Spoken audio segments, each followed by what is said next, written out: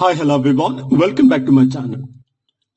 Today we will analyze John Dryden's poem Flecknoe. Flecknoe, 1682. John Dryden, 1631, 1700. Flecknoe is a mock heroic satirical poem written by John Dryden in 1682. It is one of the most famous works of a restoration satire and was composed as an attack on Thomas Sharpell, Dryden's literary and political rival. The poem belongs to the tradition of literary feuds common in the 17th century, where poets publicly ridiculed each other through verse. Dryden, who was England's first official poet laureate, was an influential literary figure of the time, known for his sharp wit, mastery of verse, and political allegiances. The poem can be called a mock heroic epic.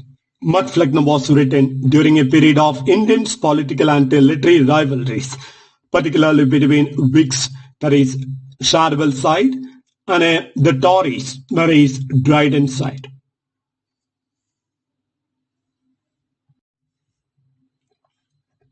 The title of the poem. The title Flecknoe means son of Flecknoe, referring to Richard Flecknoe, a minor and a mediocre poet whom Dryden mocks as the symbolic father of bad poetry.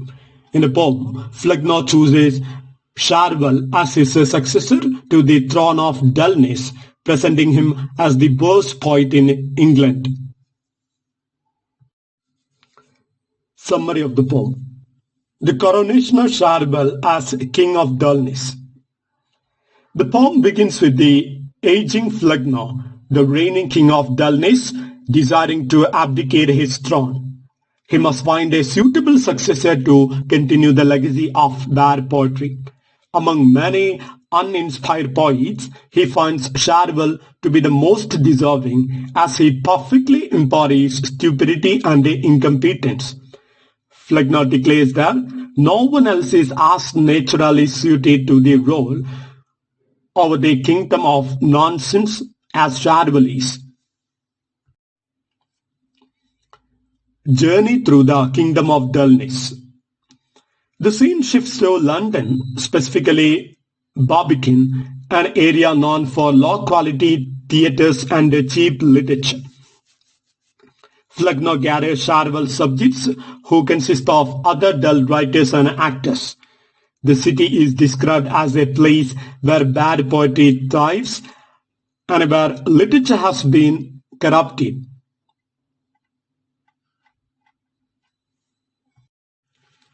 The speech of Flecknoe. Before passing his throne to Sharpell, Flecknoe delivers a speech praising his successor's lack of talent. He mocks Sharpell's attempts at his serious poetry and drama, stating that his works are only suited for mindless audience. Flecknoe prophesies that Sharpell's dullness will spread across the literary world, making England forget a true poetic excellence. The crowning of Sharpell. As the ceremony reaches its climax, Flecknoe disappears through a trapdoor, symbolizing the final passing of the throne to Sharpell. The poem ends with the message that Sharpell is now the undisputed king of dullness, destined to produce more uninspired and forgettable literature. Now let's analyze the main characters. First one, Richard Flecknoe, a real-life minor poet whom Dryden satirizes as the previous ruler of dullness. In the poem, he abdicates his throne and selects Sharpell as his successor. Next character, Thomas Sharpell, the main target of the satire, portrayed as a new king of dullness. He is depicted as talentless, uninspired, and the ultimate embodiment of mediocrity. Dull poets and playwrights. Various unnamed figures who represented the declining literary standards of the time. London, there is Barbican and its inhabitants. The city itself is personified as a breeding ground for bad literature. Now let's analyze the main themes in the poem. The conflict between good and bad literature. Dryden contrasts great poets like Ben Jonson and Shakespeare with the mediocrity of Shadwell. He warns against the decline of artistic standards and the rise of bad writers who lack originality.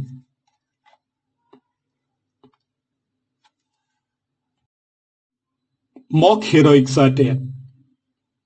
Flecknoe imitates the epic form while describing ridiculous events or the crowning of the bad poet. Dryden uses grand exaggerated language to mock Shadwell's insignificance, making the poem humorous and ironic. Political and literary rivalries. The poem reflects the political tensions of the time. Dryden was a Tory supporter while Shadwell was a Whig. The attack on Shadwell is both a literary and a political statement, showing how poetry and politics were deeply intertwined in Restoration England.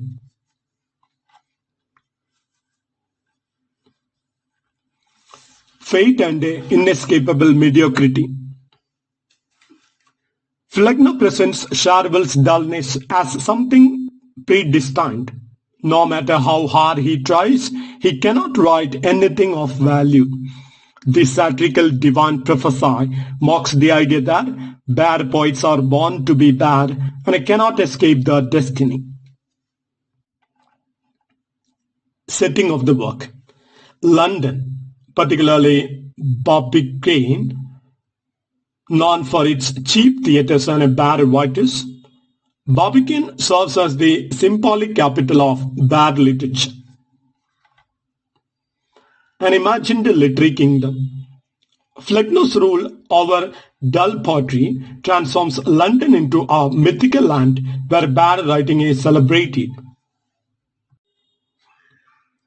Now let's analyze the literary styles and devices used in the poem. Mock heroic tone. Dryden parodies epic poetry by using grand elevated language to describe something trivial. This makes Shadwell's coronation appear absurd. Exaggeration and hyperbole. The poem repeatedly exaggerates Shadwell's lack of talent, making him seem comically stupid.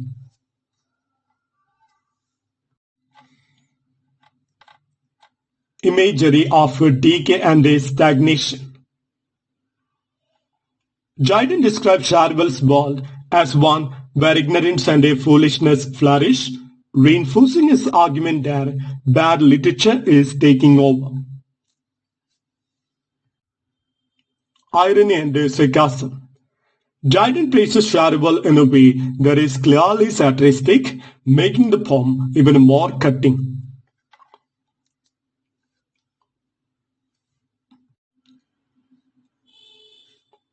Now let's analyze the criticism and reception of the poem. Flecknoe was well received by Dryden's supporters who admired its witty satire and poetic skill. Many critics regard it as one of the best mock heroic poems in English literature, alongside Alexander Pope's work, The Dunciad. However, Whig supporters and Shadwell's admirers saw it as an unfair and brutal personal attack rather than as a true literary critique.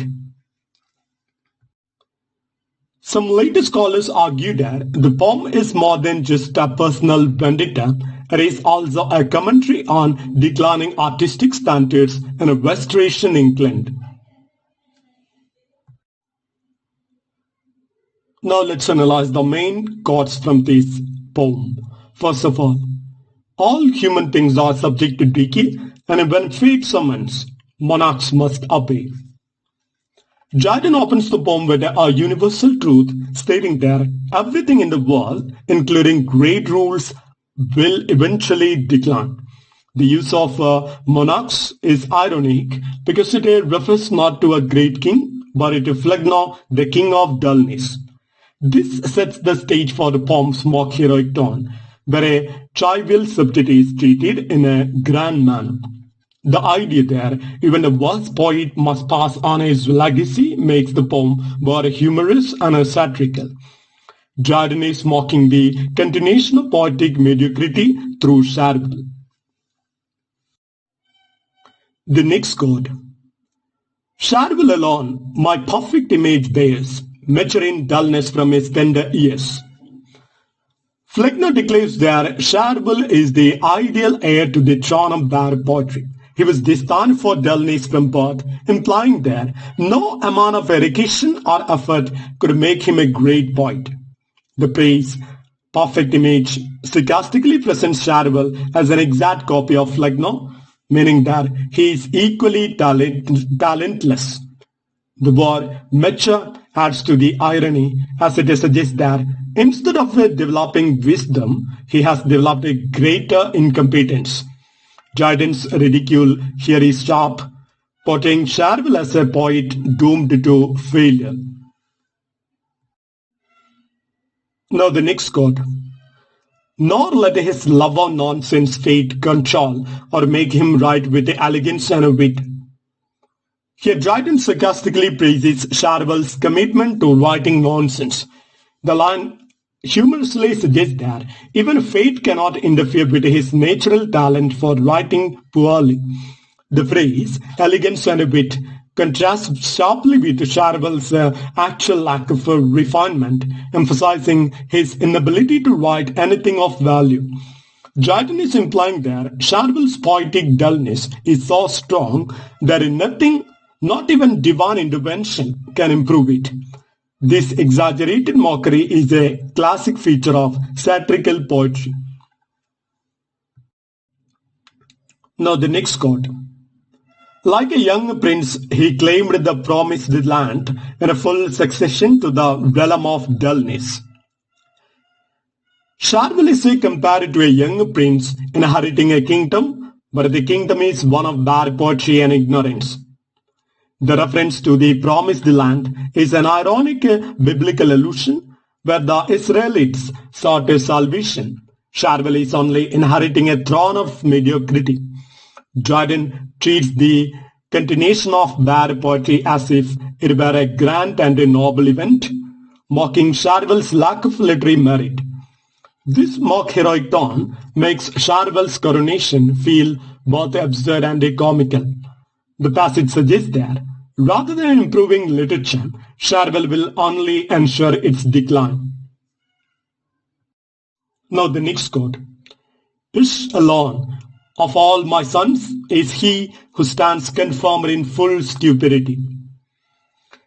Flecknoe claims that out of all possible successes, only Cherwell is truly worthy of his throne. The word ish is a disguised reference to Cherwell, possibly suggesting both a Cherwell and a shame. The phrase full stupidity makes it clear that his dullness is not just a partial, he is entirely devoid of wit. Dryden uses mock solemnity to make this absurd declaration sound grand and official. It is a sharp personal attack, portraying Cherwell as the epitome of intellectual failure.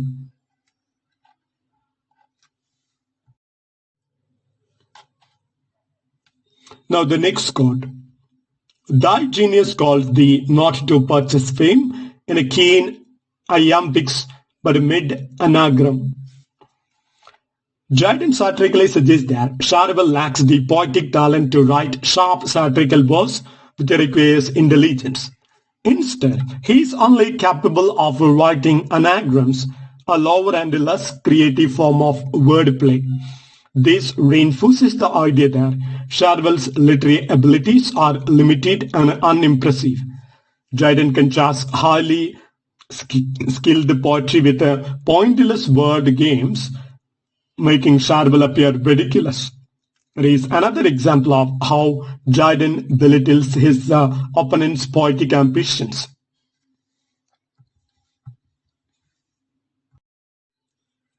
The next quote. A ton of man in thy large bulk is writ, very sure thou art but a kilderkin of wit.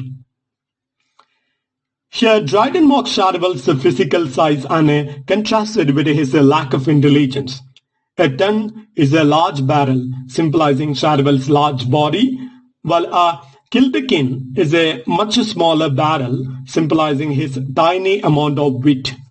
This sharp contrast creates a humorous and insulting comparison.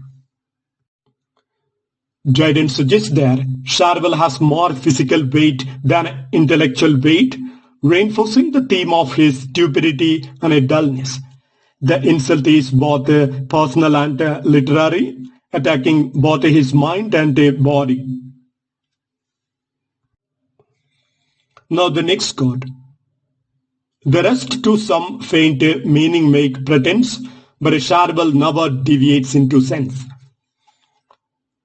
Even bad poets occasionally attempt to make a sense, but Dryden argues that Charleval does not even try. He is so committed to nonsense that he never accidentally writes anything meaningful. This is one of Dryden's most brutal insults, as he completely dismisses Charleval's entire body of work. The phrase never deviates into sense turns logic upside down, as if intelligence were an accidental mistake that Charleval avoids. The exaggeration makes the insult even sharper and more memorable. Now the next quote. The hoary prince in majesty appeared, high on a throne of his own labours reared. Flecknoe is described as an old king sitting on a throne made from his own bad poetry. The imagery of the throne suggests that his works are worthless, serving as nothing more than a seat for foolishness. The phrase majesty appeared is deeply ironic because he is not a majestic figure but a ridiculous one. Dryden presents Flecknoe's legacy of bad writing as a foundation for Charleval's rule, reinforcing the theme of literary decline. The mock heroic tone makes this scene both grand and absurd. Now the next quote.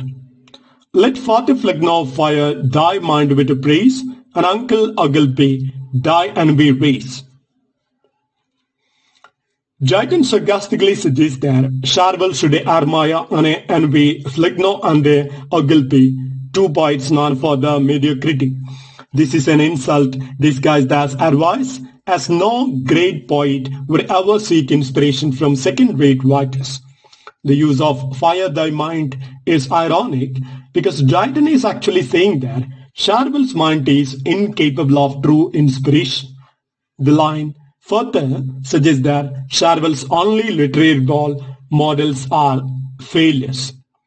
By doing so, Dryden reinforces the idea that Charleval is doomed to write poorly. The next quote. Silent he sat, with closed eyes and mute, to some deep meaning passed his careful thought. Here Dryden mocks Charleval's lack of intelligence, suggesting that he appears deep in thought, but he is actually thinking about nothing. The phrase, closed eyes and mute, makes him seem wise, but it is actually a sign of mental emptiness. The irony lies in the contrast between what appears to be deep thinking and the reality of Charleval's stupidity. The mock heroic tone mimics the style of epic poetry, but instead of describing a great philosopher, it describes a fool. This scene further reinforces Charleval as a symbol of literary incompetence.